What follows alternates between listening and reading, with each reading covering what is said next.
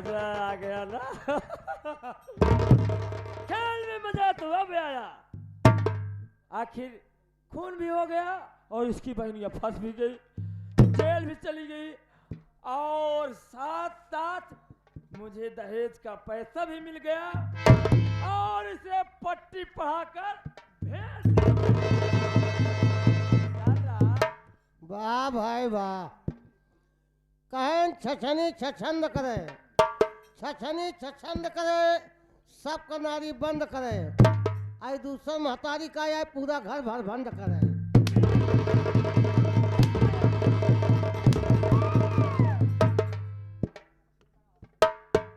बहुत कबीर दास का साधु बन जाता। देख अब मैं जा रही हूँ, गर्मा गर्म दूध पीऊंगी, वो भी केसर डाल के।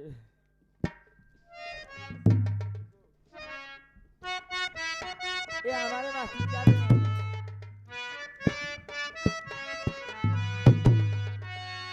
गोरी हम के भुला गईलू, गोरी हम के भुला गईलू, ससुराल में जाकर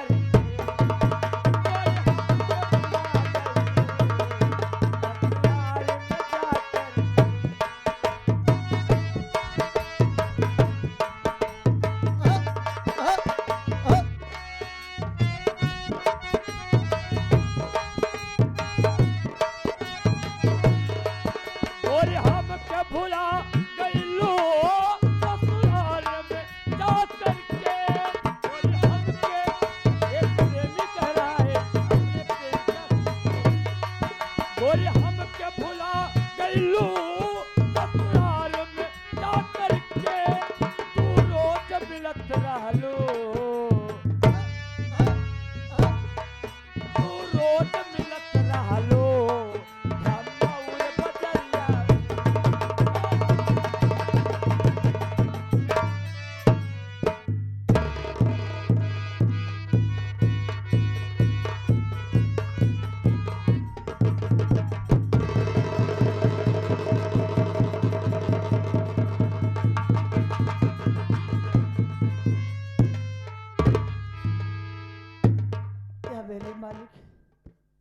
या मेरे भगवान, मैं तो गया था अपने बहन के घर, अपने बहन का हाल समाचार लेने। वहां गया तो मैं सब क्या बात सुना, मेरी बहन खूनी नहीं हो सकती। या मेरे मालिक, मुझे अब इस दुनिया में जीना बेकार है भगवान। अब मैं इस दुनिया में नहीं रहना चाहता हूँ। सामने दरिया दिखाई दे रही है, चल रहा हूँ, इसी दरिया में कूद कर मैं अपना जान दे दूंगा। क्या मेरे मालिक, मुझे अपने पास बुला ले भगवान। आ रहा हूँ मालिक।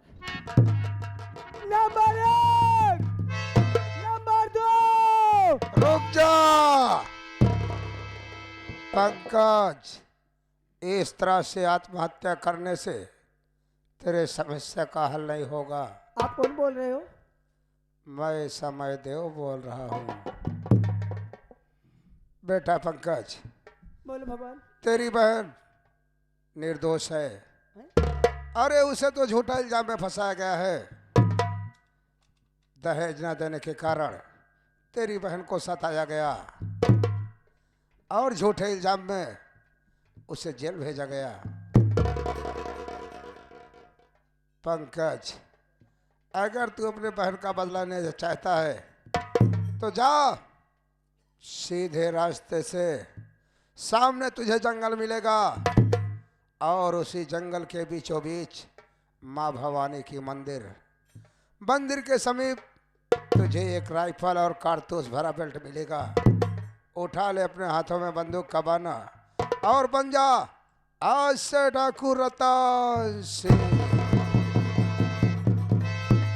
मिटा दे उन जालिमों को, मिटा दे उन दहेज लोभियों को जो दहेज के खातिर बहू बेटियों का जलाते हैं, सताते हैं और मार देते हैं। जा बेटा जा, मेरा आशीर्वाद तेरे साथ है। ठीक है भगवान। चला हुआ बंदूक उठाऊंगा। वारे दहेज को लोभियो, वारे दहेज को लोभियो, मैंने अपने बहन का अपमान का बदला ला लिया। मेरा नाम डाकू रतन ठीक नहीं। और हाँ,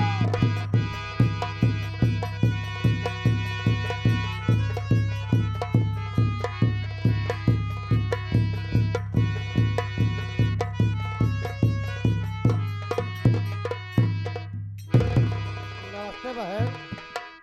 नमस्ते भैया सीताराम। बहन बड़े अफसोस में हो बहन।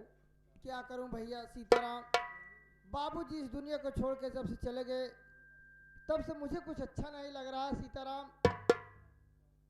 अफसोस इस बात की है, आज मेरे भैया परीक्षा दे करके घर वापस आ रहे हैं। अगर भैया मुझसे पूछेंगे सीताराम, मैं अपने भैया को क्या जवाब दूंगी भैया?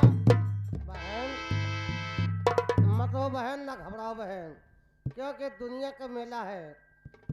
इंसान जो आया है उसको जाना ही पड़ेगा। कोई आज जाता है, कोई कल जाता है, कोई परसों जाता है, एक न एक दिन सब आदमी जाता है। भगवान की खेती है। जैसे इंसान यहाँ रहता है, धान लगा दिया, जब पक गए उसको काटने लगा।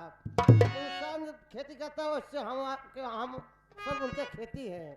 बहन अगर ऐसी घबरा रही हो तो भैया आएंगे, जो बात जानती हो वो बता देना। ठीक है भैया सीताराम।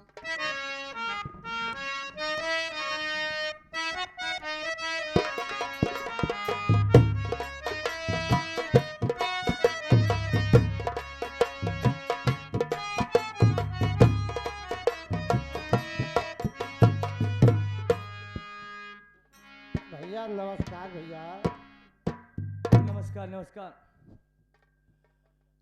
कहो सीताराम, कैसे हो? हम ठीक है भैया। आपकी परीक्षा की हाल है भैया? अरे सीताराम, बढ़िया ढंग से पेपर हुआ।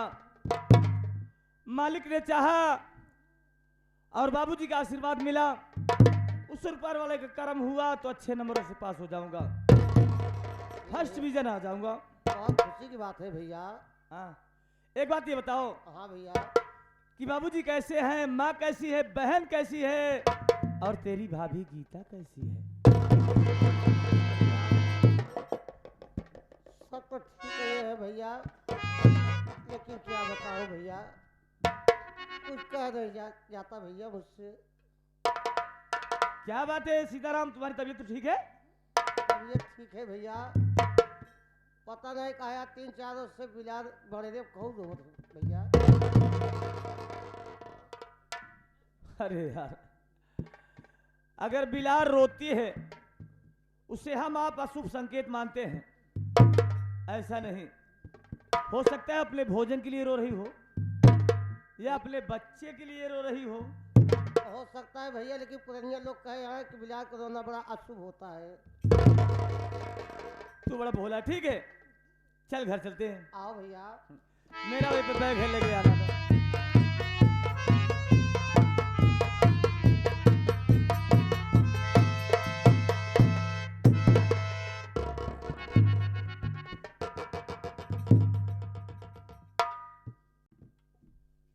आज मैं ये क्या देख रहा हूं मालिक, कि जब भी कभी से कहीं से आता था, मेरी बहन देखती थी तो चेहरे पे मुस्कुराहट, खुशहाली, चमक दिखाई देती थी, और आज चेहरे पे खामोशी, आंख में आंसू। क्या बात है बहन मंजू?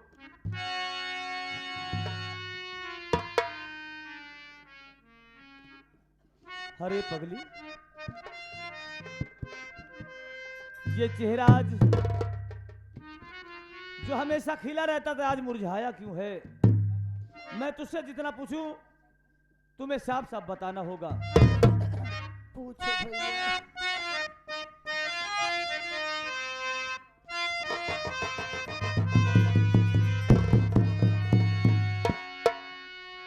अरे गमगीन चेहरा क्यों है?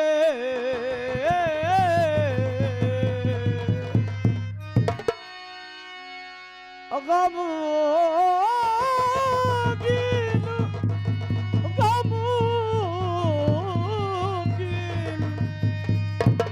गमगीन चेहरा क्यों है?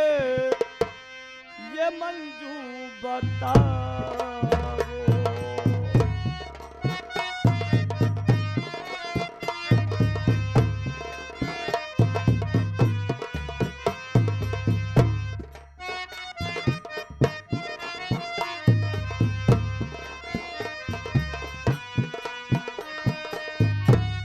गमगीन चेहरा क्यों है? ए मंजू बताओ।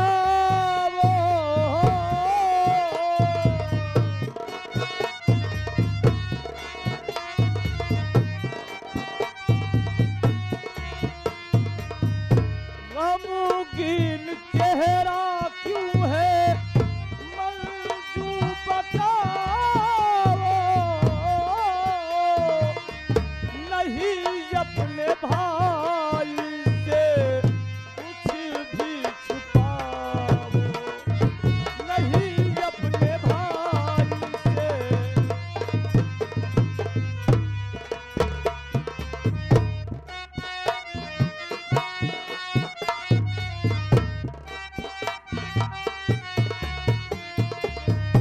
पता तेरी भाभी ने तुझको है डांटा।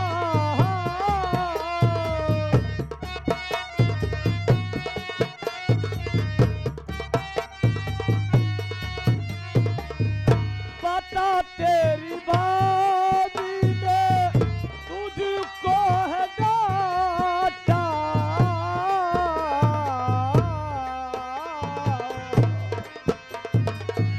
रोने का कारण है वह ना बताओ।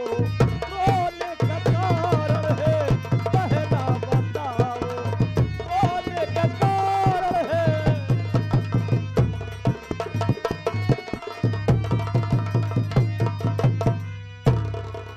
बहन मंजू, क्या बात है? आखिर क्यों रो रही है? क्या बाबूजी ने या माताजी ने कुछ कहा? तुम्हें डांटा फटकारा? या तेरी भाभी ने तुझसे जवाब सवाल किया? अगर उसने भला बुरा कहा हो तो बता। अगर बाबूजी या माँ जी ने डांटा है तो माँ बाप है, उनका अधिकार है, उनका हक है हम पर। डांट सकते हैं, मार सकते हैं। अगर तेरी भाभी ने तुझे कुछ कहा है तो बता। तेरी भाभी की तरफ से मैं माफी मांगता हूँ। क्या बात है बहन? बता गुड़िया। भैया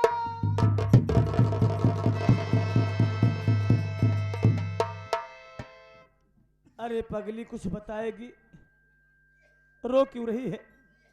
भैया बाबूजी का खून हो गया भैया।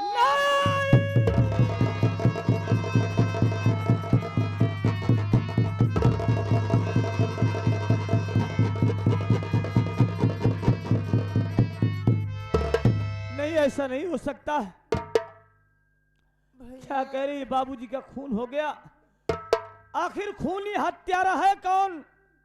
उस खूनी, उस कातिल का नाम सिर्फ तू बता दे, उस कमीने को मैं दुनिया से मिटा कर रख दूंगा। बोल, वो कमीना कौन है? भैया बाबूजी का खून करने वाला कोई दूसरा नहीं भैया, कौन है बहन? गीता भाभी ने किया है भैया।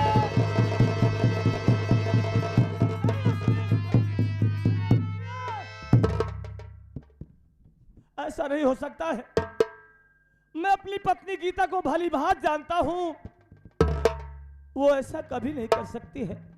शायद तेरी आंखें धोखा खाई हो, नहीं भैया, या तुमने गलत सुना हो। भाभी के हाथों में खंजर मैंने अपने आंखों से देखी हूँ भैया।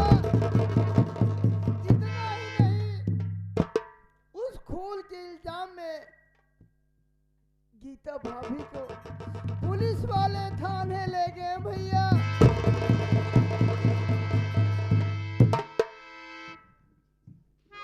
क्या प्रशासन के लोग अपने घर पर आए और तेरी भाभी को गिरफ्तार करके ले गए और ये खून गीता ने किया है?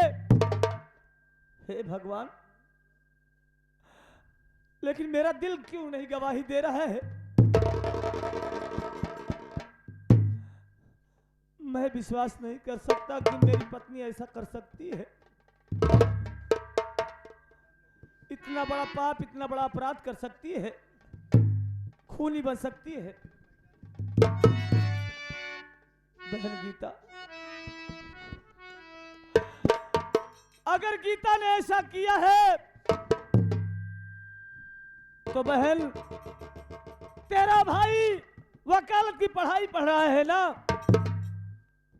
LLB कर रहा है, तो केस मैं लड़ूंगा जिस दिन पास हो जाऊंगा। या अपने जैसा भी होगा उसकी रिहाई करवाऊंगा और उससे इस बात को पूछूंगा, गीता, अरे गीता, तुमने ऐसा क्यों किया? अपनी मर्जी से किया है या किसी के बहकावे में आके किया है? जब तक सारी सच्चाई सामने नहीं ला दूंगा बहन, तब तक मैं चैन से नहीं बैठूंगा। चल गुड़िया, चलो भैया। तू घबरा मत।